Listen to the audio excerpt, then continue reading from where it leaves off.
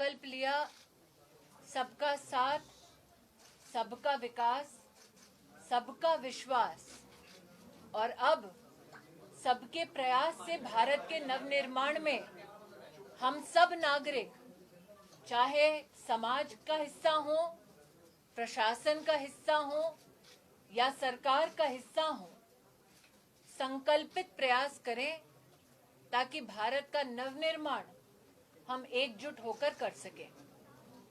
इसी श्रृंखला में माननीय प्रधानमंत्री जी के आशीर्वाद से इस साल के बजट में विशेषतः महिलाओं के लिए 1,71,000 करोड़ बजटरी एलोकेशन, जो पिछले वर्ष से 14% का इंक्रीज रहा है, इसको राष्ट्र भर ने सराहा। 3 विशेष मिशंस महिला एवं बाल विकास मंत्रालय के सौजन्य से भारत सरकार प्रधानमंत्री जी के दिशा निर्देश अनुसार राष्ट्र को समर्पित कर पा रही है। मिशन पोषण, मिशन वात्सल्य, मिशन शक्ति, चाहे वो आंगनवाड़ी में बच्चों और महिलाओं का पुष्टाहार हो, चाहे वो चाइल्ड केयर इंस्टीट्यूशंस के सौजन्य से प्रदेश और जिला के प्रशासन के सहयोग से बच्चों के संरक्षण के कार्यक्रम हो, चाहे महिला सुरक्षा के प्रति अपनी प्रतिबद्धता को फलीभूत कर भारत सरकार के विविध प्रयास हों, इन तीनों मिशंस के निर्माण में संवाद हमारा रहा प्रदेश की सरकारों के साथ और उन विशिष्ट ऑर्गेनाइजेशन, स्टेक होल्डर्स, एनजीओज के साथ जिन्होंने वर्षों वर्ष इस क्षेत्र में अपनी सेवा दी। आज जोनल मीटिंग्स के सौजन्य से देश भर में 5 भिन्न भिन्न स्थानों पर जाकर प्रदेश के सरकारी और प्रशासनिक प्रतिनिधियों के साथ, स्टेक होल्डर्स के साथ मिलकर बजट के ये प्रावधान त्वरित रूप से कैसे प्रशासन प्रदेश का जिला अधिकारियों के साथ इम्प्लीमेंट करेगा, इस संदर्भ में पहली जोनल मीटिंग चंडीगढ़ में फलीभूत हुई। इस सफल आयोजन के लिए चंडीगढ़ की पूरी टीम को मैं अपनी ओर से विशेष राज्य मंत्री महेंद्र भाई के साथ आभार व्यक्त करती हूँ। कई उपलब्धियां हैं और आगामी समय में कई कार्यक्रम हैं जिसके प्रति आज अपना समर्थन, अपना सहयोग प्रदेश की सरकारों ने व्यक्त किया। देश भर में लगभग 14 लाख आंगनबाड़ियों में 11,5 मतलब 11,50,000 अलग अलग आंगनबाड़ियों के स्मार्टफोन डिवाइसेस भारत सरकार ने प्रेषित किए ताकि बच्चों को, महिलाओं को सेवा डिजिटली कैसे दें, इसकी व्यवस्था पोषण के अंतर्गत प्रधानमंत्री जी ने करवाई।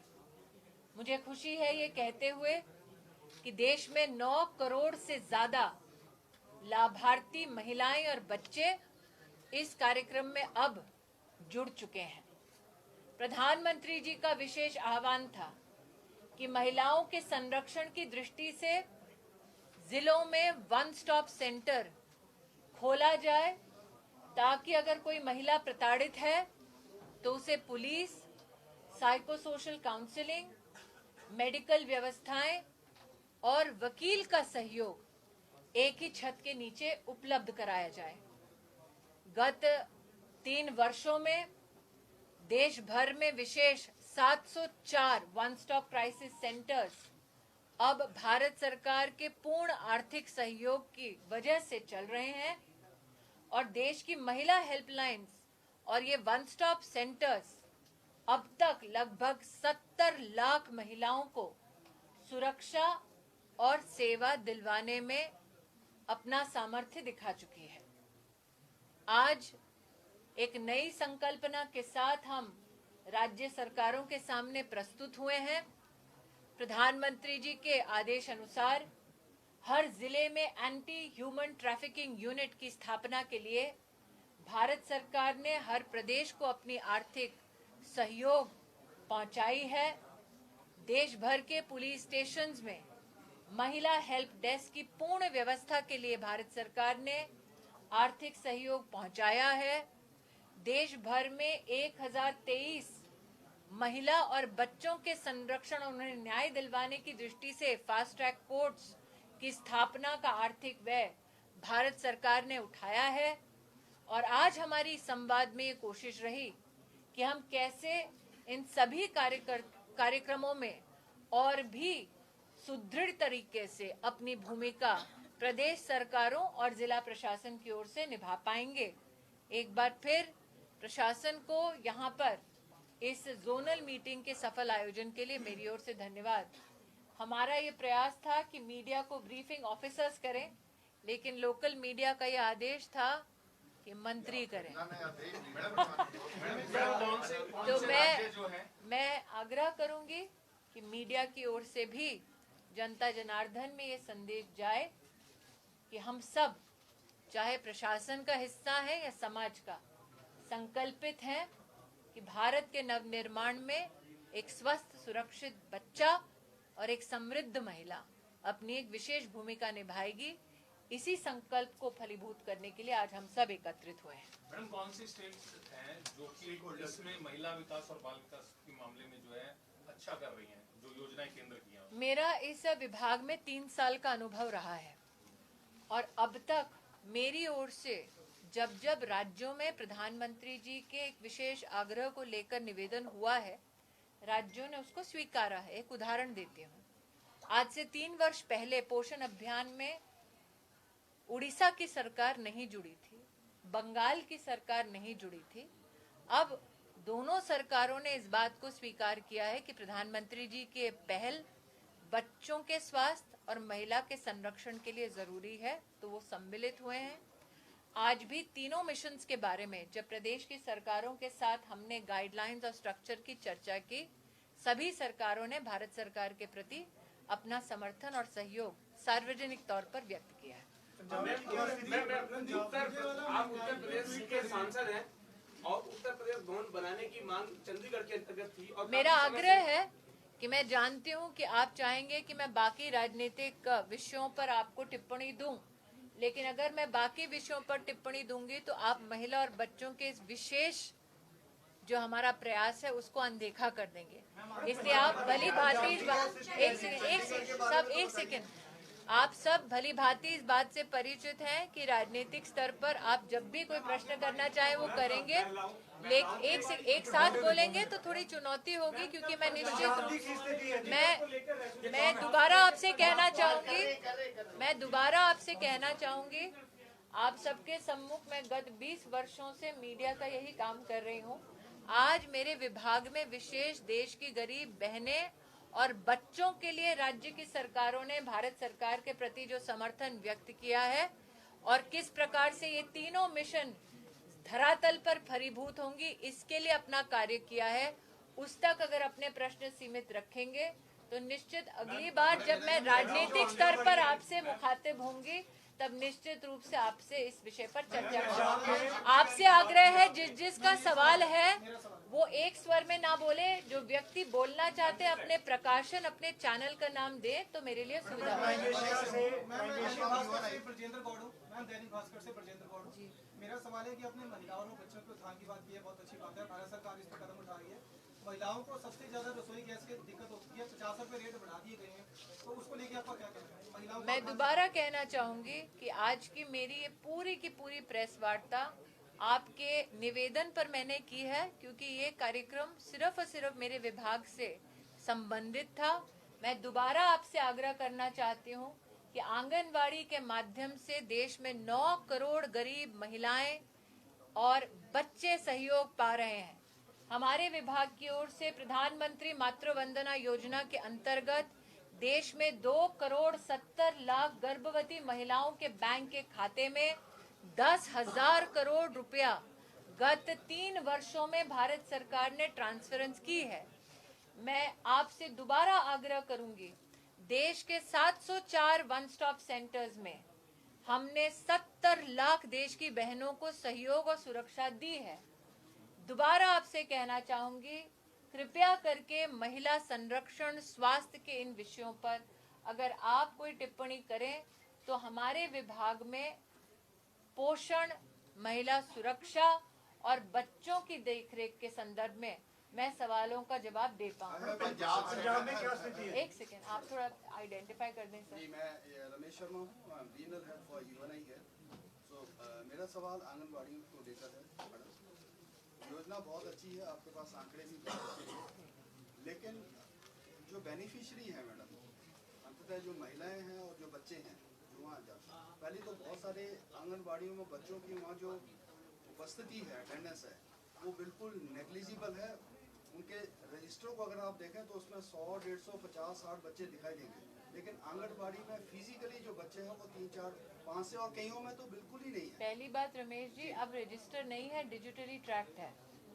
दूसरा, डिजिटली ट्रैक जो बेनिफिशियरी है, जो प्रोग्राम इम्प्लीमेंटेशन है वो स्टेट की गवर्नमेंट करती है, क्योंकि आप आंगनवाड़ी के संदर्भ में कह रहे हैं, इसलिए आपको बताना चाहूंगी हर आंगनवाड़ी में किस प्रकार से बेनिफिशियरी को डिजिटली ट्रैक किया जाता है। इसमें इजाफा करने के लिए आधार सीडिंग भी कर रहे हैं।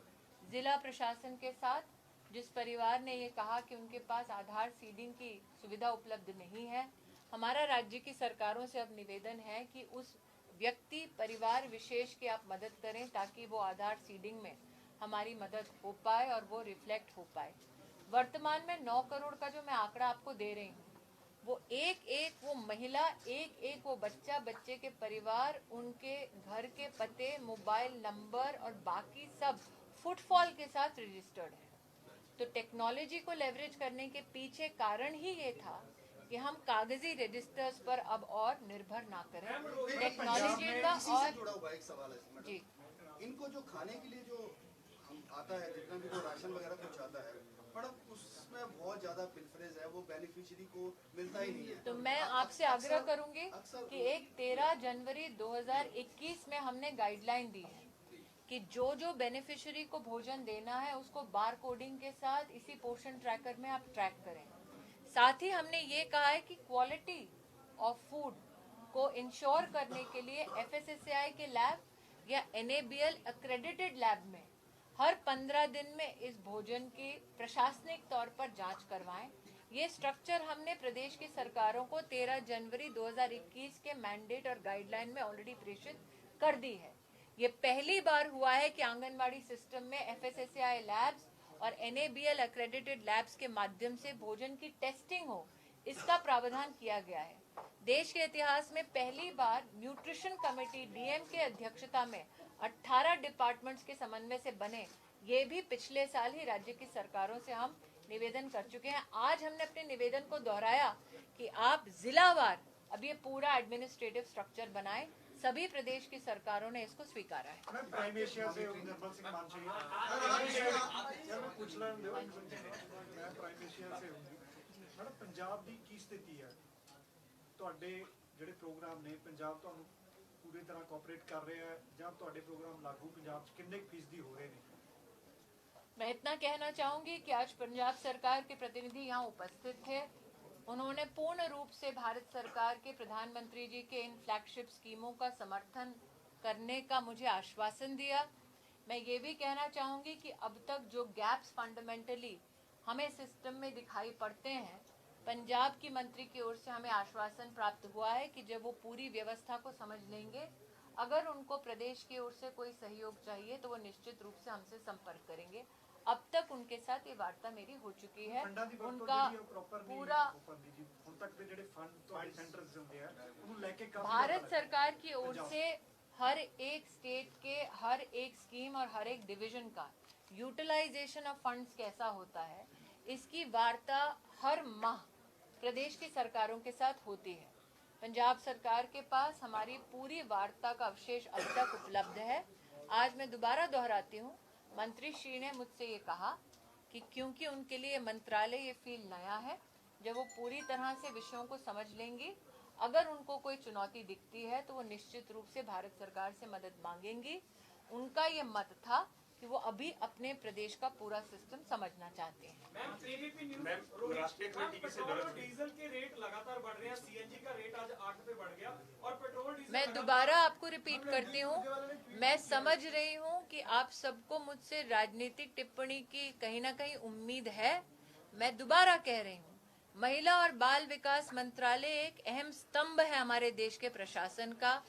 इस संदर्भ में शायद ही कभी इस प्रकार की कॉन्फ्रेंस हुई हो। मैं आपके प्रति निवेदन दोबारा व्यक्त करती हूँ, गरीब परिवार, महिलाएं और वो अभिभावक जो इस कॉन्फ्रेंस के माध्यम से अपने अधिकारों को समझ पाएंगे, अगर आप ऐसे प्रश्न करें तो उनके लिए बहुत बड़ी सहायता होगी।